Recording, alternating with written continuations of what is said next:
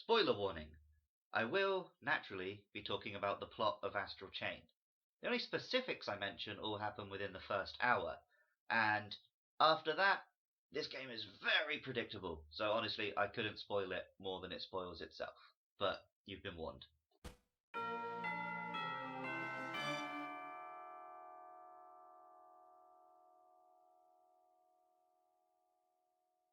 90s kid, and I was a bit of a socially awkward teenager, so naturally, I'm really into Pokemon and Digimon. But based on that intro, the game I'm about to talk about might be a bit of a surprise. It's Astral Chain for the Nintendo Switch. Astral Chain is a character action game from the eccentric masters of the genre, Platinum Games.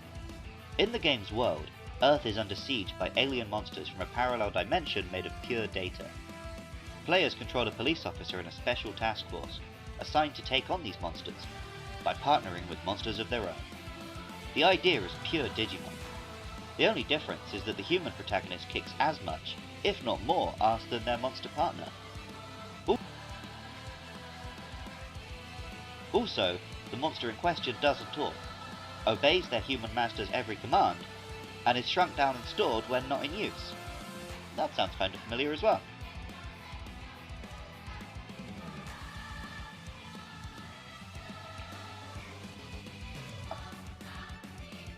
Astral Chain pays homage to the legendary animal series Neon Genesis Evangelion.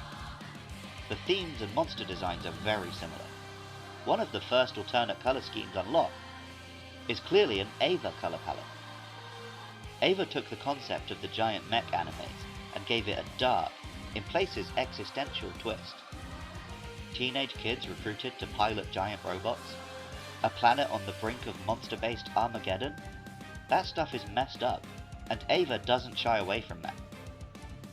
Astral Chain feels like it's trying to do for the modern genre of monster collecting and battling what EVA did for classic super robot stuff. It asks the questions even Pokemon's Team Plasma shied away from. In Astral Chain, it's made very clear that, at least initially, the player's legions are enslaved against their will. They are literally chained to the player, with slave collars around their necks. Early in the game, circumstances see the creatures briefly freed from human control, and they waste no time turning on their former masters and trying to kill them.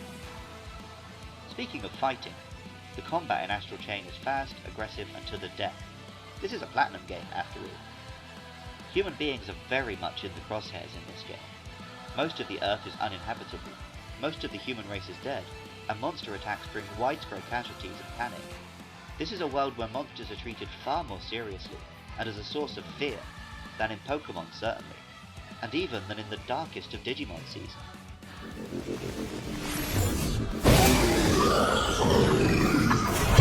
Sword Nemesis. Any moral questions about the enslavement of the legions are handled early on by an ends justify the means approach to the apocalyptic scenario, and by the end, some kind of friendly relationship is applied to a development. It runs up against the same problems that plagued Pokemon Black and White's attempts to ask deep, difficult, philosophical questions about the nature of monster collecting and battling. This is a video game, and at the end of the day, it wants the player to leave feeling satisfied and like a hero. It can't give you too bleak or disappointing an ending. Ultimately, Astral Chain asks a lot of questions, but does it give any answers? Not really.